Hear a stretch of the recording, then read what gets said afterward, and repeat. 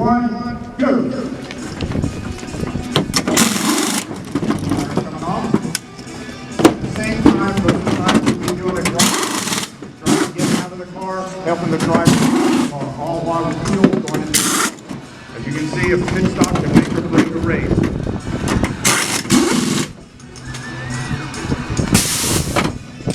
Wipe the number plate off. That's it. How about that? There's a reason these guys win. So we're going to do another one. 3, 2, 1, go.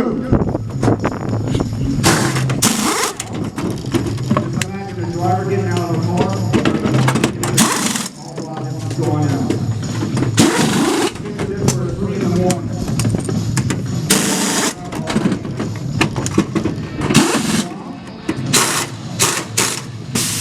That's how you win a race with that type of pit stop right there. So let's give it up for Grasser, one of the best teams there is in the sports car racing. Produce MP, they're going to be coming up here and answering questions for the rest of the night. Kicking things off, he is the reigning overall champion of the Rolex 24 at Daytona when he drove for Wayne Taylor Racing last season. Ladies and gentlemen, please welcome up the one, the only, Jordan Taylor!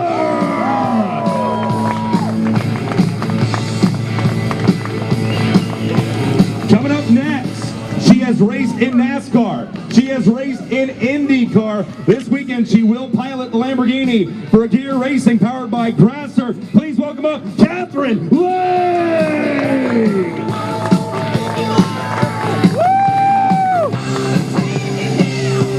Sharing that Lamborghini with Catherine, she's the first woman to ever win an IMSA WeatherTech Sports Car Championship. Ladies and gentlemen, please welcome Christina Nielsen!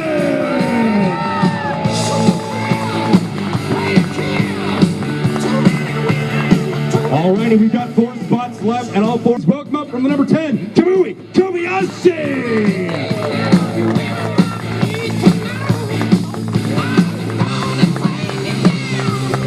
Kamui will sit next to Christina up there. Don't worry, Kamui, she won't bite.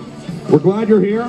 Filling out the rest of that number 10 car for Wayne Taylor Racing. This driver hails from New Zealand. He locked up his 5th IndyCar championship. Ladies and gentlemen, it's Scott Dixon!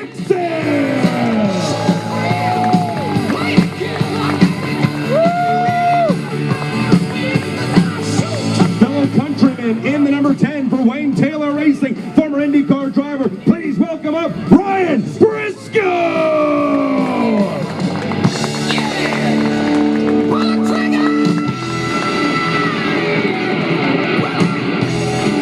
And he anchored this team last season in their Rolex 24 at Daytona victory in the number 10 for Wayne Taylor Racing in the Conic Minolta Cadillac. Ladies and gentlemen, please welcome up the man with the Stroop Waffles, Ranker van der Zande!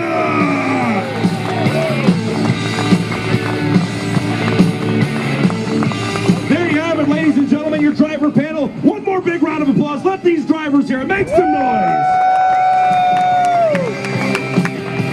Alrighty, and now to host us in our Q&A tonight, he's the most British man I've ever met, the voice of IMSA Radio. Make some noise, you know him, you love him, John Hindle! Ladies and gentlemen, put your hands together for Tony Laporta, please. Tony, excellent stuff, keeping everybody warm. Good evening, Daytona. That's not bad. Don't be shy at the back. Come on down the front. Thank you for coming out on what isn't the most pleasant of evenings. But let's hope, as they say in the theatre trade, that if you have a bad dress rehearsal, you have a great opening night. Let's hope we get rid of this weather right now. Thank you for coming out, ladies, gentlemen. Thank you for being with us. For no other reason that you're at this end, Renger, I'm going to start with you. Got a microphone? No. No? Well, there's one there. There you go. Hello. Renger, Happy New Year. Welcome back. A little bit, you see. So I've got no idea where you were hiding that, but keep it away from me. Stop. I was going to sort of get this way so the guys can take pictures. My bag. Yeah, I'm sure. A little bit of a different look to your team this year. Camwy's back, but you've got a couple of new teammates. How was the Raw? How did they settle in? Yeah, great to be here again. It's I've been here quite a few times now. I don't even know how many times I've done Daytona, but must be since 2015, something like that. And obviously last year with Jordan, who's now moved over to Corvette, and Kamui, Jordan Taylor. Kamui, last year as a teammate already, and we won the 24-hour last year together with Kamui, Fernando, and Jordan. Jordan once again then. And now Scott Dixon, obviously done this more than I am sure, but how many times? A lot, huh? 15 times or something? Yeah. And then Ryan Briscoe for the full season. So we went to the Roar and we did a lot of you know, the normal stuff like pit stop practice, drivers change practice, pit stops. Worked on the car quite a lot. There was a lot of feedback from the new guys, I would say, that was very helpful. So it's always interesting to get a new driver into the team and get information that we maybe went into the normal route and they come up with some stuff that we find very interesting to try and find out. Much difference to the car here at Daytona. It's a little different in terms of the GT car. You've driven the Corvette before, of course. So tell us about the new car. Is it a completely different driving style? Yeah, I think it's from my experience so far, it's been all positives. The old car, obviously, a front engine's very unique driving style, and every time it was jumping into it was just for Le Mans back then, so it was always a big adjustment from a prototype. So now, mid-engine, it's the closest Corvette that's been bred from a street car in their history, which is pretty cool. And so far, the driving style's been good, easy to adjust to, much closer to a prototype, much more normal, I'd say, to drive. So it's been a great start so far. A lot of expectation. Come on, let's have a round of applause. I have a fan. Thank you. I'll pay you after. Nice to see you brought the family car. That's lovely. Very good. New car for you again this year as well. So that's something else. And how easy or difficult has it been to make the transition to the Lamborghini? It's been great, actually. They've made it very easy for us. It's been wonderful.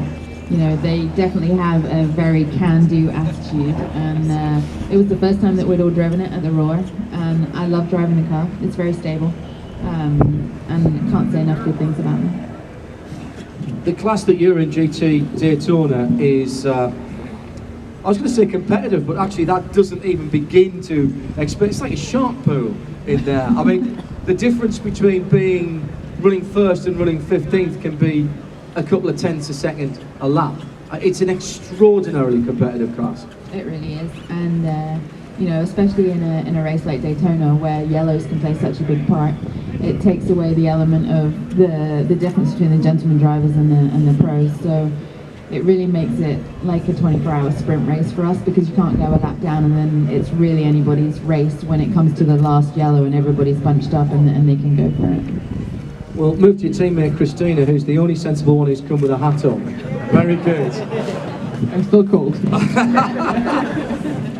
Tell me about this journey then into the Lamborghini. You're no stranger to switching cars and switching manufacturers. You've done it a few times in the last few years, and you've always managed to wring the performance out of yourself and the vehicle. Do you feel that the Lamborghini is going to give you the best chance this year? Yeah, I think we're in a great car, first of all. And while I think a lot of the manufacturers build great cars, I think it's the people behind it that really makes a difference.